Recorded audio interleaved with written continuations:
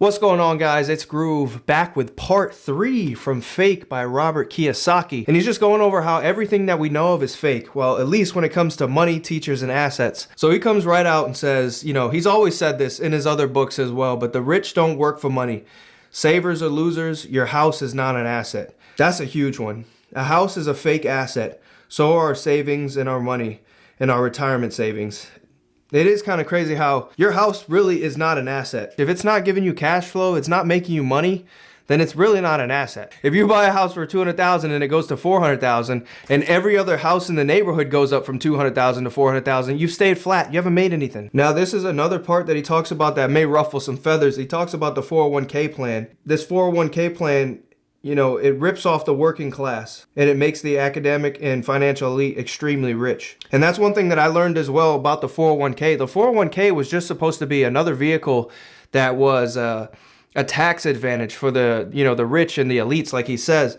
But now it's like everybody's main retirement plan, and it wasn't meant to be that. It was just another place so you can put your money that you can save on taxes. It wasn't meant to be your primary retirement account, which is what so many people are trying to bet on today. And even with that, most people aren't even funding it or funding it fully. And on top of that, the American pension system is going bust. Social Security is going bust, yet we still have to fund it. And politicians just ignore the problem and try to kick the can down the road to the next administration. This is why it's so important to read and understand stuff like this, because the average person is just they got their head down and they're just going through life, or they're wearing a blindfold, or they're just blind, period. They just constantly get punched in the face by life. And they're like, well, I don't understand. I was doing things the right way. And it's just like, dude, that's not how the system is set up. He says when it comes to him and his plan, he says there are 4 basic asset classes.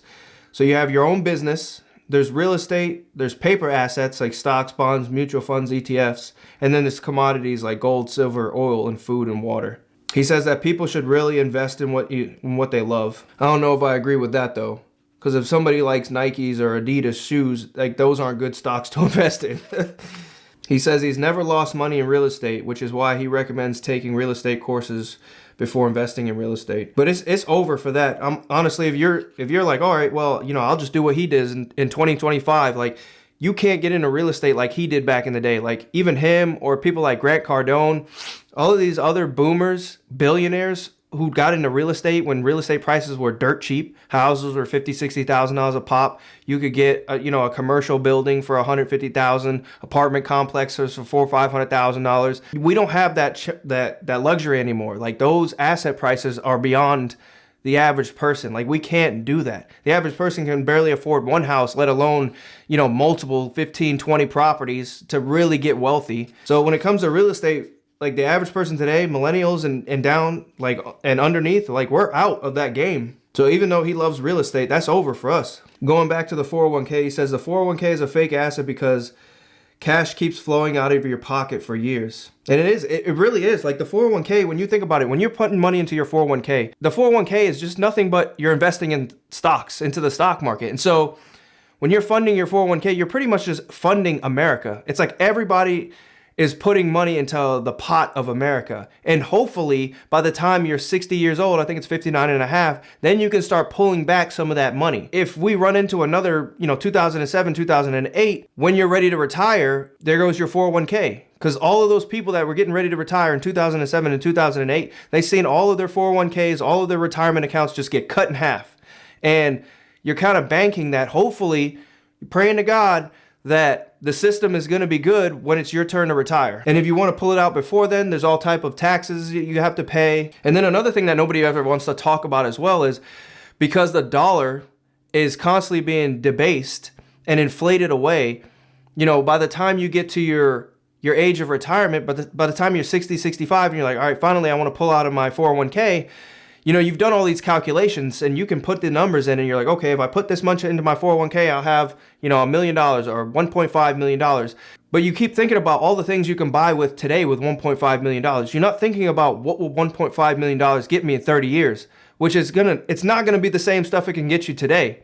So even though you're projected to make $1.5 million, that's probably only going to be $700,000, $600,000 worth of stuff or purchasing power. If people don't think about that, they just think about all the things they can buy today with that $1 million or that $1.5 million. And Prices are just going to continuously go up forever. That's just the system we live in. And all the while, you've just been putting all your money into it for years and years and years. And then by the time you get there, it's just like, okay, well, finally it's time for me to take money out of this retirement account, and you're too old to do anything, if you make it that long.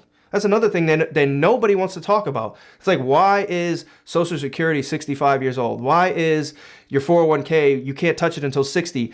It's a touchy subject, but the reason is they want you to die before you even get up to those ages to even pull from it. So this entire time you've just been funding the American economy, and hopefully you get taken out before you even to pull back from that. It's kind of messed up. So he said in 1973, he was advised by his rich dad to learn to use debt to acquire assets. Printing money made the working poor and middle class poorer because fake money creates inflation, and inflation makes life more expensive.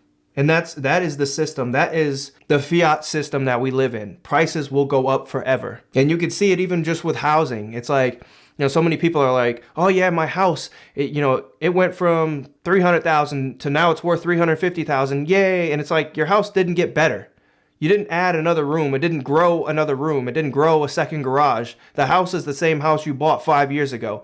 But what happened is your money, the dollar, got debased. So now you need more dollars to get the same house. So your house doesn't go up in value. Your dollars just get worse. He says every month a portion of the billions of dollars from millions of workers, again, everybody just automatically funding their 401ks and retirement plans, flow from their paychecks into shares of Amazon. Jeff Bezos gets richer, although his salary may stay the same. So for him, he's taking his money and he's getting assets that produce him cash flow. Or he's taking his money and turning that into debt, which then produces cash flow. It is crazy, man. And we're taught like that's just the way things are. That's the way you do it. You just fund your 401k. You just put money into the S&P 500. And that is not how you get ahead. That's how you stay flat, if anything. And then because, inflation and debasement is going so wild today, people don't even have money to get by, let alone putting more money into the 401k, which is trash anyway. And so you may be wondering, well, what the heck am I supposed to do? And this is where you got to live below your means, get out of debt, or at least all of the bad debt. And for him, it's starting a business and buying cash flowing assets like real estate. For me, I'm buying Bitcoin. I got to get out of the dollar. Again, I'm saving in Bitcoin, just like other people may be feeling like they're saving in their 401k. But if the market crashes, there goes your 401k. Like if the dollar continues to get debased, there goes your retirement account. And then people may sit there and say, well, what if Bitcoin crashes? Well, then you really need to study Bitcoin, because over the last 16 years, Bitcoin has been crashing to the upside. He says, the worst financial advice he's ever heard is go to school, get a job, work hard, save money, buy a house, get out of debt, and invest in a well-diversified portfolio of stocks, which is what everybody's just advised to do, which is crazy. But those people who are advising that, they get paid to do that. Like, they're not going to tell you how to really get by or like really get to the top of the system.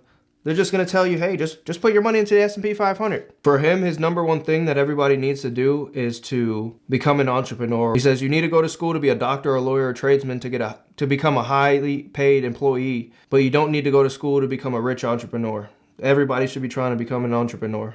Not everybody will become an entrepreneur, but I say everybody should try. And maybe you're not the one to be out in front either. Maybe you can, get around other entrepreneurs and work behind them. Not everybody needs to be the one that owns that business. So in this last section, he goes over different types of money. He says God's money is gold and silver. Government's money is the dollar, peso, won, yen, euro. People's money is Bitcoin, Ethereum, and blockchain-based cyber currencies. Although I wouldn't call any of those other ones money except for Bitcoin. When you have a cryptocurrency that was just made out of thin air and it's on a proof of stake network, that's no better than just the dollar. He says central banks do not like gold because central banks cannot print gold. He said central banks do not like Bitcoin because Bitcoin does not need central banks. Central banks print government money. Government money has no integrity. Now, of course, I definitely believe that everybody should have an emergency savings, but the rest of your money should be out of the dollar or in different assets, not stocks, not bonds. Money is only an idea.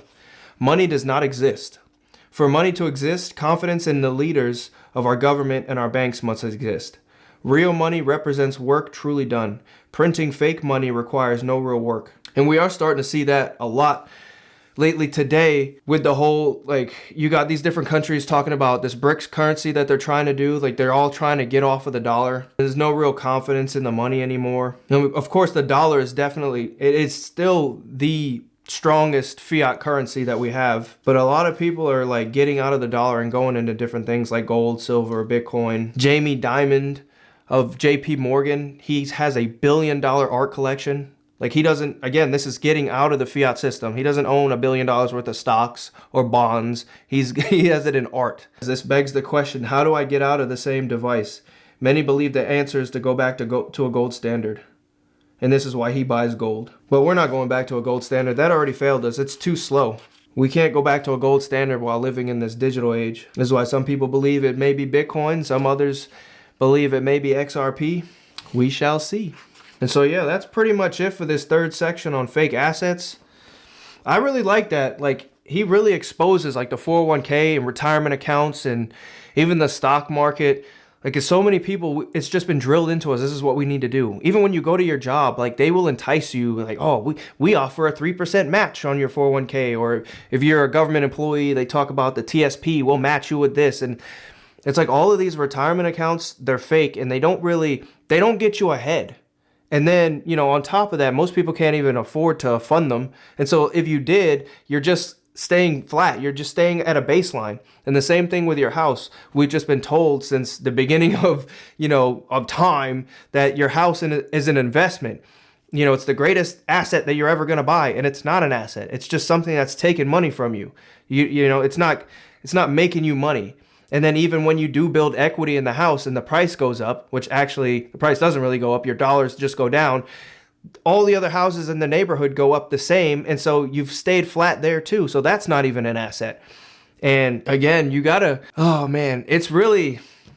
got to figure this thing out. And again, he believes it's starting your own business, becoming an entrepreneur, and then getting out of the dollar, buying assets like gold, and then getting into real estate as well. But again, that's harder for people, which is why I'm taking that. Instead of going into real estate, I'm going into Bitcoin. That's my get out of the dollar. It's not gold, it's Bitcoin for me. And I believe that is going to be what it's going to be for a lot of, especially the younger generation. You know, you got a lot of older people saying, oh, it's not going to be Bitcoin. Everybody just needs to go back to gold. And I don't feel like this younger generation is going to be buying up gold. And so, yeah, so that's it. If you made it this far, go ahead and hit that like and subscribe, and I'll catch you guys in that next one. Peace.